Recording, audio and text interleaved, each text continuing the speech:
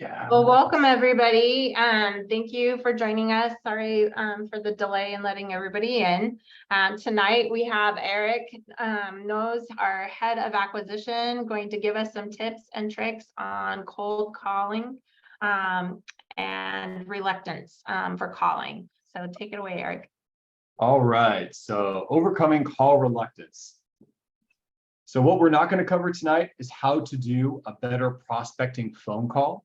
I've always learned that you have to be able to sit down before you can stand up. And we can talk prospecting phone call scripts till we're blue in the face. But if we're only making one call a week, we're really not best utilizing that training.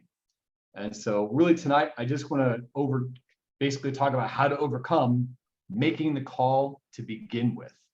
All right, so Tara, next slide. So let's just jump right into it. Once we get to the next slide, there we go, perfect. I was pushing, it wasn't going, so I'll that's make okay. my own theme music. Don't give me dead space. Right. So before I jump right into it, what is call reluctance? So you guys can unmute yourselves or put it in chat and Tara can read it for you. What do you think, or what do you experience, or what is call reluctance? Who wants to be bold and try and answer that?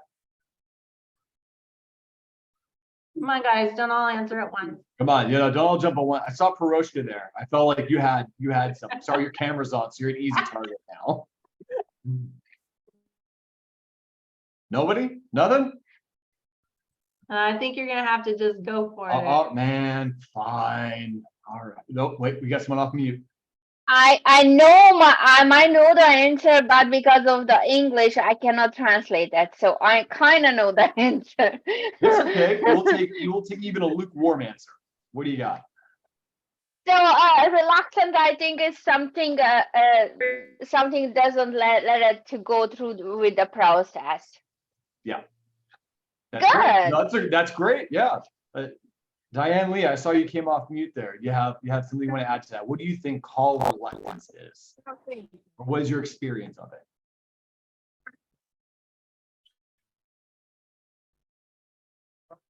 Or not? It's gonna be a mystery. I like it. If any of you guys have an answer and you're having trouble with your mics, just go ahead and put it into chat and Tara will read it off. All right, so call reluctance. Tara, just go ahead and jump to the next slide. So before we can answer a problem, let's clearly define what the problem is. Call reluctance, technically defined, is a syndrome, also known as call reluctance, is a psychological phenomenon where salespeople experience a fear to reach out to prospects and make phone calls. The situation is typically observed at the start of potential customer relationships, often referred to as the cold call. So long story short, everyone experiences call reluctance a little differently. So if we had 5 different people give 5 different reasons about why they are afraid to make calls, those are all equally valid. We all have a fear that somehow manifests itself that stops us from making calls. The one I honestly hear the most is that they don't work. And while that is a topic for another time, I believe that is the #1 thing that a lot of people go to is I'm going to put all this time in phone calls and I'm just not going to get the results I want from it. And that is more a key on preparation. So know that if any of you guys want to work with me on that another time, I'd be more than happy to go over that topic. We're not going to cover that tonight. But for the most part, we're going to go over call reluctance, how it is very personable. It is very individual, and how you can have a couple skill sets, hopefully in your back pocket by the end of this, and how to overcome that to get into phone calls. And so if anyone wants to ask for this, why should we make calls at all? Why make the phone call at all?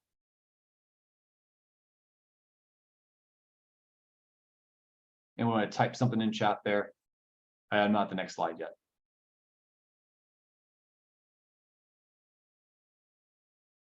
Nobody? All right. So I would say the #1 argument why you should make the call is because it is difficult and no one else is really doing it. It is very easy for you to take a picture and put it up on social media and pretend like you're a professional. Social media is incredibly crowded. And are your rows? I would say it's more effective than texting. That's true. It depends on your audience. So the phone call is really effective because it's not a crowded landscape. It is difficult to make phone calls, and there's not a lot of agents out there doing it. So just by default, there's less competition in this space. And as we all know, proximity is really important. You can make emails all day, but what's better than email, as Aria pointed out, text messaging is better than email. But what's better than a text message is, of course, a phone call. And from a phone call, the next best thing is an appointment. So in terms of proximity, it's the next best thing you can get to being face-to-face with someone. So why make the call? Because you're getting that level closer to your client on a daily basis, and it's just not a crowded space like Facebook, Twitter, all the rest of Twitter. Wow, yeah, well, Twitter's a real space. I meant to say Twitch, but you know, I think we have a lot of people advertising on Twitch here. Cool. All right, next one.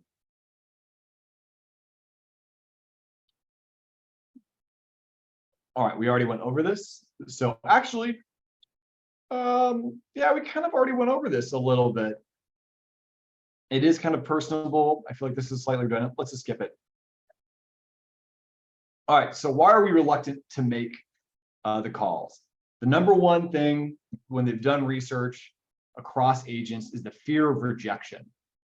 So outside of that, the call, whether the call is successful, and this is, by the way, a natural fear. I almost could say this entire slide could be narrowed down directly to the fear of rejection. I don't think anybody wakes up in the morning, goes, man, I can't wait to make 20 calls and have 15 of them hang up in my face. Said nobody ever. So can we all just acknowledge that a fear of rejection is very natural, it's unpleasant, no one likes this, and it is just a part of being human. No one likes being hung up on, having an F-bomb, and no one likes calling to a friend or family and then maybe using the wrong script or something like that, and now you're like, oh, right, I just embarrassed myself in front of a family member. So fear of rejection is huge. Using the wrong script on the wrong leads. I was actually surprised when I was doing some research on this topic to find out that this was a genuine fear. Oh, we switched. Sorry about that. Yeah, so a lot of times we'll call into people, but we don't know what to say to them. And calling into friends and family is strikingly different than calling into someone that you've never spoken to before in your life. And just what do you say, how do you say execution is, I believe, a huge reluctance why people don't know what to call. And finally, poor preparation. Let's say you sit down to make your calls, but you don't have a list. And so to deal with your call anxiety, you start doing 15 different things to prepare for it. And before you know it, you're an hour and a half in and you still haven't made a call yet. Or you sit down to make cold calls and you don't have a list at all even. And finally, having poor goals and expected outcomes. I think this is also, outside of fear of rejection, the second killer, because let's say you sit down, you have your list, you have your preparation, but you don't have the right expectations. You're going to come away from that session disappointed. And that disappointment will stop you from ever sitting down and doing that again. And this is one's a little more nuanced. Can someone give me an example of what is a bad goal to have going into a session of cold calls? Someone feeling brave? Aria, want to throw one in text again?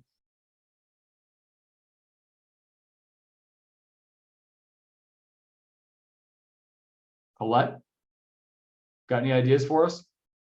I'll just start calling you out. I have your the participant chat list here.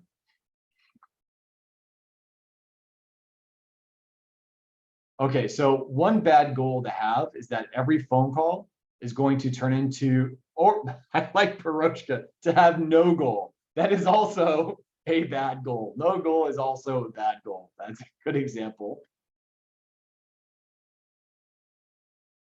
Someone asked, what is the wrong goal for a phone call? So that's a good start. So a wrong goal would be that every phone call is, I need to make an appointment at every single phone call. That may not work. It depends on if it's a warm lead, a hot lead, a cold lead, and to know that just because you didn't get the appointment doesn't mean you failed. Another bad goal is that everyone is just, I want to make 30 phone calls in an hour and have 15 people pick up the phone. If you just do the math on that, that's statistically impossible. You can only you're either gonna make a lot of calls or you're gonna get a lot of people on the phone. And sometimes it only takes one person on the phone and they're gonna take up that entire hour. But that doesn't mean you failed because you didn't make those 20 calls. That contact is more important than volume. Maricon, you came off of mute there. What's up? Oh, we went back onto mute. Never mind. All right, cool. So those are some examples of bad goals. A great goal is to either expect a number of contacts or a number of calls or a mixture in between. But again, that's how to make a cold call. That's for another presentation for another time. All right, on to the next slide. All right, so who has, I'm sure we've all sat down to call through an evening.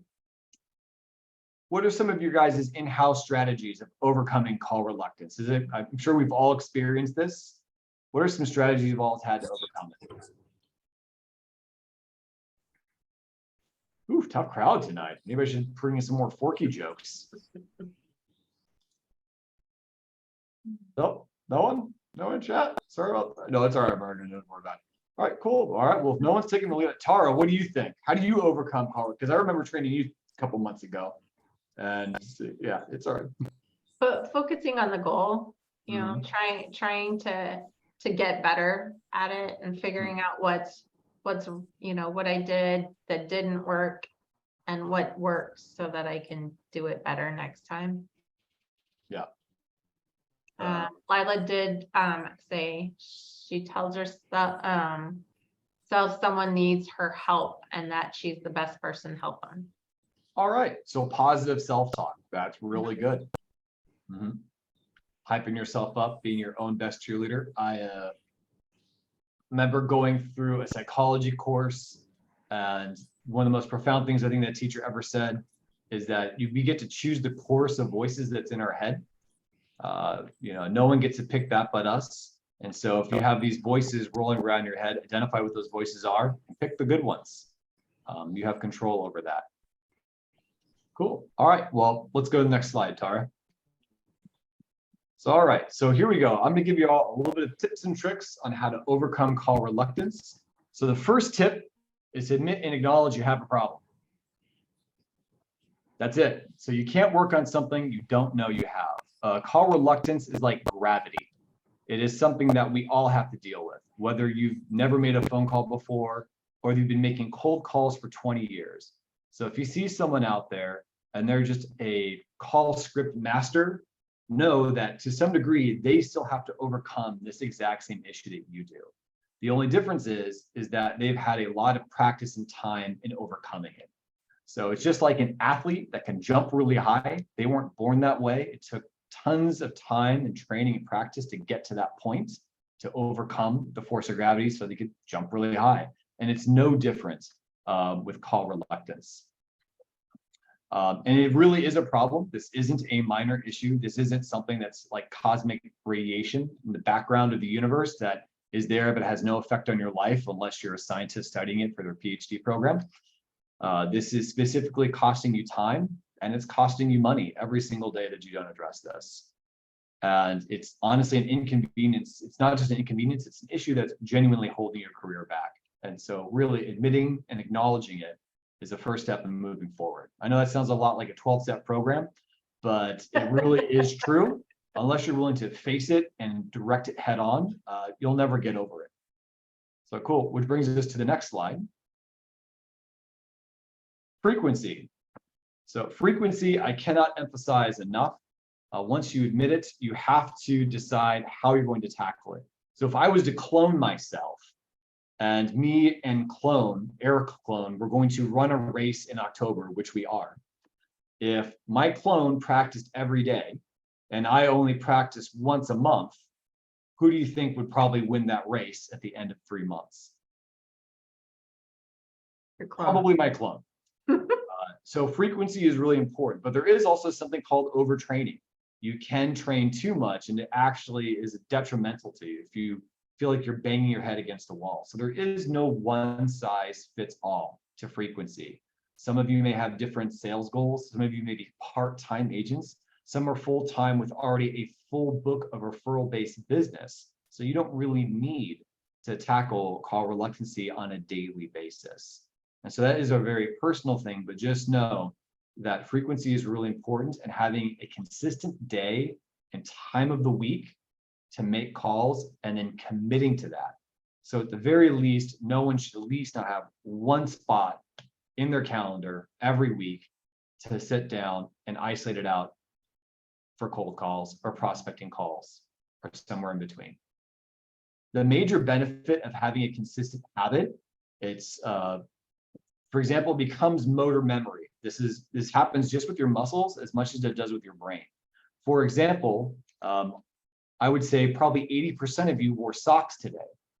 And until I said you're wearing socks, none of you realized it. But now that I brought it up, some of you are probably wiggling your toes and moving around your feet, and you can feel your socks suddenly. So that is an autonomous response by your brain to dull out redundant stimulus. That's a long way of saying that if you have something on long enough, eventually forget you're doing it. And it works the same way with practicing phone calls as well. Eventually, if you do it enough times, that reluctance trigger that comes up, whether it's, fear of failure, whatever it's for all of us, will become duller and duller and duller. It's a natural phenomenon that your brain does. It just dulls out the background noise when you make something a rote habit. So the major benefit of having a frequency is your brain will automatically train itself that during that time and that day every week, you're just in phone call mode. And your brain will switch over into that, making it much, much easier for you just to get in your phone calls. There's a huge advantage of having a consistent frequency to your schedule. All right, next slide. Before you go on, Eric, another thing in that is maybe having it when you're fresh first in the day, because then it's like the old adage, your biggest frog that's gonna, get done. Power for the value add, yes. However, time of day is important. Different customers like being called at different times of the day. Mm-hmm. For example, Rochelle can attest to this. That's actually Rochelle or Shannon, that I actually used to start my cold calls to agents at 8 in the morning. The reason why I had that habit is because that's when I used to call business owners, when I did business to business sales. And funny enough, business owners aren't busy early in the morning, and they usually pick up their phones. So I used to start cold calling as early as 7:30 in the morning sometimes, and then I would stop at about 9 o'clock. I quickly learned in real estate that was not an effective way to reach out to agents. I'm pretty sure if I called any one of you at 7 o'clock in the morning and offered to switch brokerages, I know that either you A, wouldn't pick up, or B, you'd have very select and choice words for me at that time of the morning. And so time of day is important. While Tara is correct, it's ideal to be fresh going into it. Timing is important. Know when your leads that you're calling into will be most available. Interestingly enough, since most of us are dealing with homeowners, that time is actually between 6 o'clock and 10 o'clock. In the morning or at night? At night, 6 o'clock and 10 o'clock at night. Geez, Eric, 10 o'clock's really late. You better believe it is. But trust me, people will pick up their phones pretty late. And it also depends on how warm the call is. So can anyone tell me why? Particularly 6 and 9 tends a bit of a stretch. Between 6 and 9 is the great time to get people a call. Does anyone know why that's true? Anybody? Any Bueller? I got Paroshka's attention. All right, we got one of them. So your camera's on. I'm sorry, Paroshka. The reason why is because that's when homeowners are home. So if you want to focus a cold list between 6 and 8 o'clock is usually 6 and 9 o'clock even is usually the best time to start those calls, because typically between 3 and 5 o'clock, they're on the road or stuck in traffic. And between 5 and 6, they might even be having dinner. So between 6 to 9, if you're really good, 10 o'clock, and you can make those calls. All right. Next one, finally, read my mind. Accountability. No one is an island. Typically, the best athletes out there are ones that perform in teams.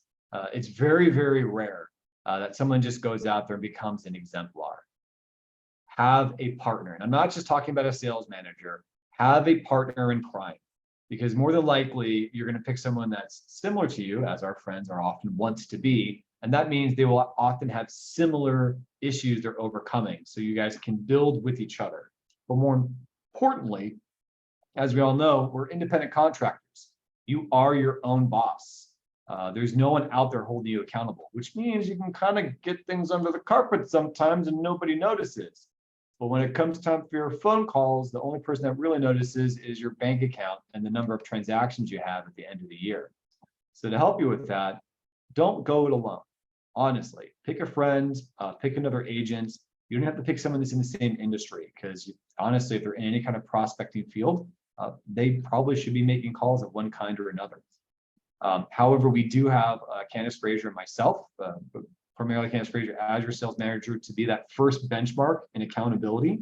Take advantage of that, and then eventually find other agents that you can and work together and holding each other accountable. There's a ton of statistics out there about accountability. I'm a stats guy. I chose not to put them into here because I didn't want to bore you guys to tears. I'm already talking at you enough here, started quoting off percentages, but the numbers are quite alarming. Agents that work in teams, and particularly that make prospect in teams, versus agents that try and run solo.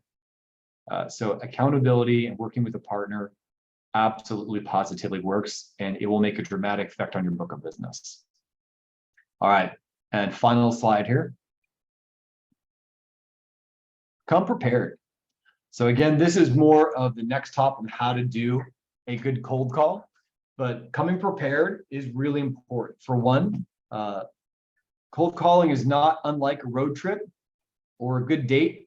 You know when it starts and you got to know when it ends. So again, burnout is a real thing. If you start your calls at 4 o'clock and you're running it till 6 o'clock and it's spilling into other things in your life, that's gonna be a problem, because then you won't go back and do it. So give yourself a hard start and a hard ending time. This is also good for your mental health, because as you can know, sometimes the calls can be quite difficult.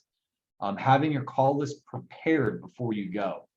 This will primarily help you stop procrastinating as well. And you don't have to have the same list. You can call hot, cold, warms, or your sphere of influence. But having a list in front of you that you're going to start working from is really good. And finally, having the correct script for the correct leads. Again, this is more into how to make a good call. But know if you're calling into your colds or someone you've never contacted before, you're going to use slightly different language than, again, if you're calling your mom or your dad, your brother or your sister and trying to let them, hey, I still have my license. You own a home. Don't forget that I have a license. So those are very different approaches. So be sure to have that lined up, and having that in mind before you go into your list is really helpful in stopping you from procrastinating. Why can't I say that word? Why is that word conquering me? All right. And honestly, that's it. I could make this list overly long, but I really just want to leave you with 4 things that I felt were absolutely key, and where honestly the numbers really pointed with agents being successful when they worked on those 4 key things. And Tara, I'll let you wrap it up. All right, well, thank you, Eric. Those are all great points, and I think we got some good nuggets for takeaway. If any one of you guys have any questions, please let us know. If you don't want to feel comfortable about getting on camera or putting it in the chat, you can reach out to me or Eric, and we'd be happy to set you up with a one-on-one with Eric to go over it more. But I think this is a great start and an excellent topic, because it's definitely going to affect our business if we don't do our calls. Well, with that being said, and we're right at 6:01, we thank you all for joining, and you all have a great night.